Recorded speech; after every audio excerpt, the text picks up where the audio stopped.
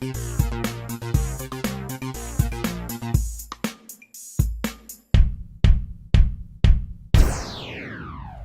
to On Our Shelf. Today what I have is a full review of the Sony PlayStation 4.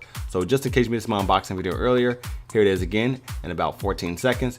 Basically what you get in the box is a DualShock 4 wireless controller, some printed manuals, a quick start guide, a mono headset, a USB cable, a AC power cord, an HDMI cable, and the Sony PlayStation 4 console itself. So, after a 7-year wait, here we have it, the brand new Sony PlayStation 4, with its new parallelogram shape and its fingerprint attracting body, as you can see right here. So, what's inside the new PS4? Well, it features a single chip custom processor, 8 AMD Jaguar CPU cores, 8 gigs of GDDR5 RAM, an AMD Radeon GPU, and a 500 gigabyte hard drive, which is upgradable. And what does all that mean? Basically, this little bitty black box has the power of a, I would say, high-end gaming PC. And that's pretty powerful. I would say we should be good for another 7 years to come, if that's when they release the new PlayStation 5. Okay, so let's talk about the ports. We have an AC in connector, a digital optical out port, an HDMI port, we have an Ethernet port, and an aux port. And this system shouldn't have any problems with cooling at all. You have vents all over the place. Starting with the back, you have them on the top and the bottom. You have them along both sides and on the front as well. Also on the front, you have 2 USB 3.0 ports, a power button, and right below that, we have an eject button. And they are both touch sensitive, not actual buttons. And we also have a disc load-in slot right here. And on top of the PS4, we have our status light. Now, setting up the PS4 for the first time takes approximately 5 minutes. First thing you need to do is plug in the HDMI cable and the power cord into the back of the PS4. And if you have a camera, go ahead and do that as well. That goes into the back of the aux port. Next up, plug the HDMI cable into the TV, plug the power cord into the wall, plug the USB cable into the front of the PS4, and plug the other end into the controller. Just don't take as long as this guy did. After that, turn the PS4 on for the first time. Now when you set up the PS4 for the first time, it's going to ask you to do some pretty familiar things like set up the date and time. And that's really it. It takes about 30 seconds. After that, you're all set, ready to go. As far as connecting to the internet, you can do that later, but there is a day one patch. So let's start with the design of the PS4. So first off, I do like it. I'm not extremely impressed with it. A lot of folks are. In my opinion, it doesn't scream, look at me, look at me. But what I do like about it is that it does have like a low-key, elegant design to it. And basically, it looks a lot more grown up than the PlayStation 3, if you remember how that thing looked when it first launched. It had a lot of chrome, people made fun of it, called it a George Foreman grill, and etc. This one actually reminds me of a PlayStation 2 that's a little bit fatter and has been slanted a little bit. But I'll tell you what impressed me the most about the design of this new PlayStation 4 is that it's actually smaller and lighter than the outgoing PlayStation 3 Slim.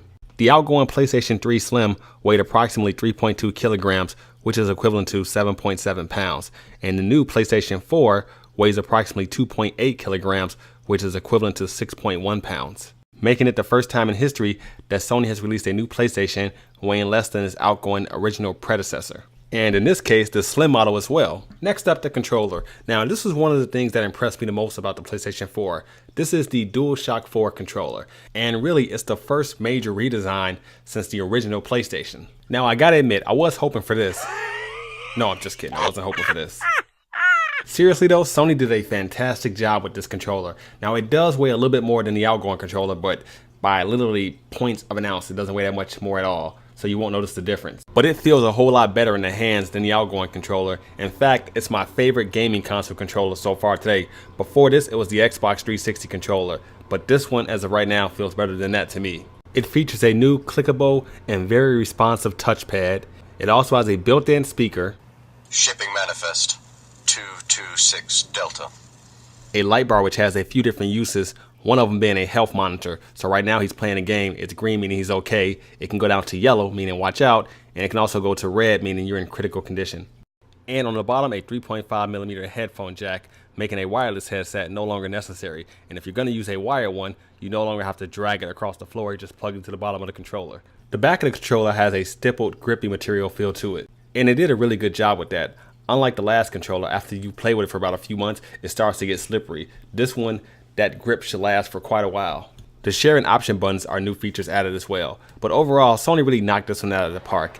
In fact, I challenge you, once you get your PS4, play with this controller for about a week or so, and then grab your DualShock 3 controller.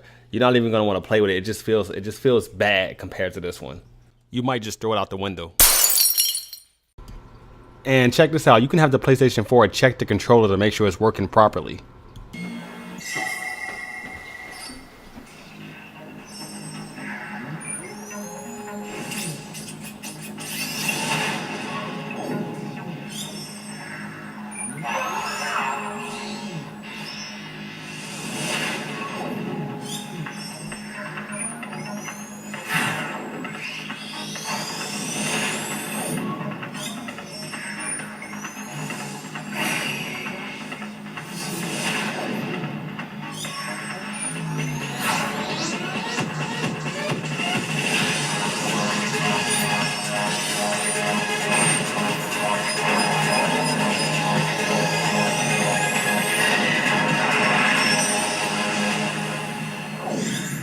And up next we have the PlayStation camera, which is pretty neat. Kind of reminds me of those blocks we used to use in kindergarten. It comes with a foldable stand. It features 4 built-in microphones. It has a field of view of 85 degrees.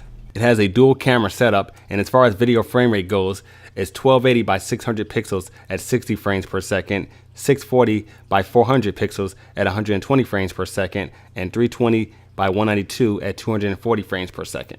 Now, there aren't a lot of games or apps, I guess, to work with this camera yet, but the few that are on here, I've had a lot of fun with them. For example, face recognition works almost perfectly. So in this case, I'm using it to log in.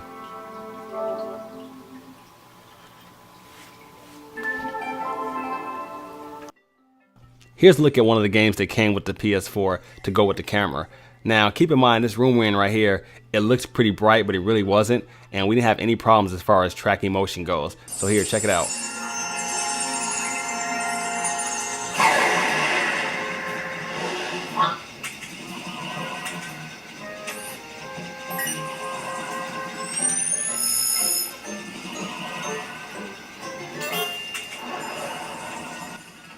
And I realize I'm in the background looking very unimpressed, and that's because I had played with this thing earlier and I wanted to see how it react to someone else's face.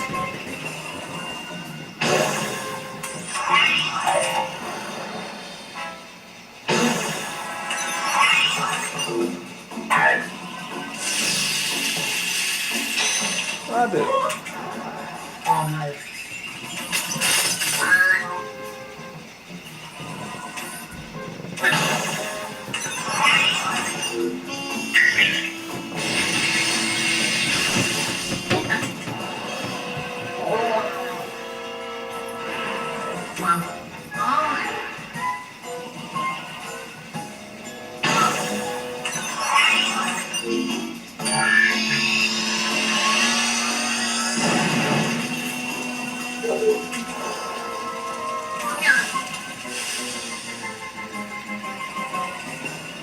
And this game is really fun. You really get involved in it. You keep trying to smack this robot to make him mad, and next thing you know, you end up smacking somebody.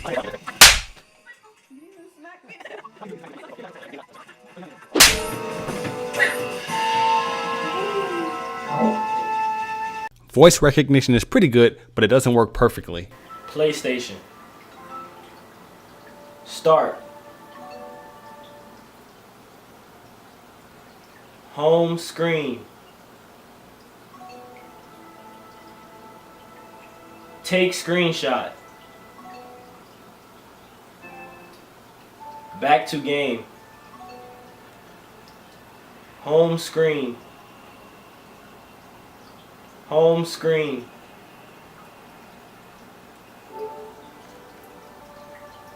Power.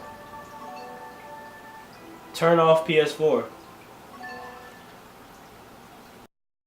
Now, as far as the new interface goes, well, first let's talk about the old one. Now, me personally, I didn't have a problem with the old one at all. The only issue I did have with it was the fact that it was kind of slow and laggy at times. And the biggest, change that I've seen is this one is the complete opposite of that. It's very, very, very fast in terms of navigating through menus, exiting out of games, switching between profiles, and that is a huge plus because, as you know, we gamers are always in a hurry. I don't know why, but we like to just get things done really quickly, and Sony has really improved on the speed of the interface. And also, it's pretty easy to adapt to. You'll get used to using this new menu literally in a matter of minutes once you play around with everything. And as far as like the PlayStation Store goes and stuff like that, they left a lot of that the same, which is good because the last iteration of the PlayStation Store wasn't bad at all. So good job there. Now, they really added a lot of new social media stuff to this. So this is really geared towards, I guess, being more interactive with the online community. And for those of you who like to interact and share stuff and see what's going on with your friends, what they're playing, then you're gonna love this new interface. And now the last thing to cover is games, and really there isn't a lot to talk about because, well, there's not a lot of games out right now. And one of the games that I really want to play, which is not available, is Watch Dogs. That game looked really impressive, and well, we can't get it right now. But Killzone looks really good, plays fine. Assassin's Creed, looks really good as well, and it's a pretty cool game. Need for Speed Rivals, which is a game that is very fun, but the graphics aren't that impressive to me. But the game itself is really fun, and really that's what matters. And here's a quick fact about me: I love car games; they're my favorite.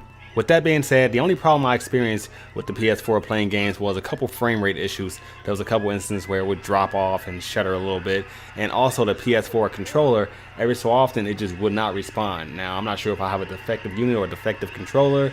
It doesn't happen a lot, but it's still happening as of today. Every so often the controller would not respond for about 2 seconds, literally 2 seconds, and it would respond fine. But that didn't happen a lot, probably about 10 times within the past week and a half, which is still more than enough. But to sum it up about games, if you're not extremely impressed with the lineup that they have now, keep in mind when the original PlayStation 3 launched in 2006, it wasn't that impressive either as far as the games went. But a year later came this game called Uncharted, which kind of knocked everyone off their feet. And as time goes on and PlayStation 3 kind of fades away, it's going to take a little while. It's going to be around for a little while.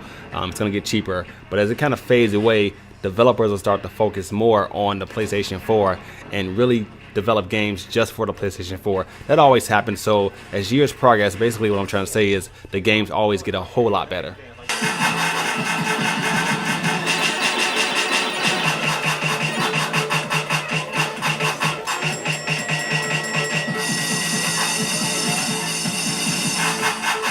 So to sum it all up, should you buy a PlayStation 4? Well, of course you should buy a PlayStation 4. And if I said no, you would go out and buy one anyway. This system is amazing. The graphics are better than ever. The speed is amazing. Multitasking is a whole lot easier now. Downloading updates in the background is a huge plus. The controller is fantastic. And the best thing of all is that it has a somewhat common processor, meaning it's going to make it really easy for developers to develop games for this new PS4. The PlayStation 3 had a cell processor, which made it kind of difficult for developers to develop games for because they didn't know a lot about it. This one has a somewhat common processor, so we should get a lot more awesome games a lot faster. The indie developers are going to love this thing. Oh, and there's one more thing. You hear that?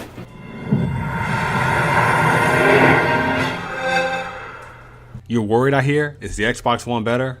Well, you shouldn't be, because on paper, the PlayStation 4 outperforms it. PlayStation. But paper doesn't mean everything. We'll just have to see in a few days when it comes out. So that's been my review of the Sony PlayStation 4. Take care. I'll see you guys in our next video, and thanks for watching.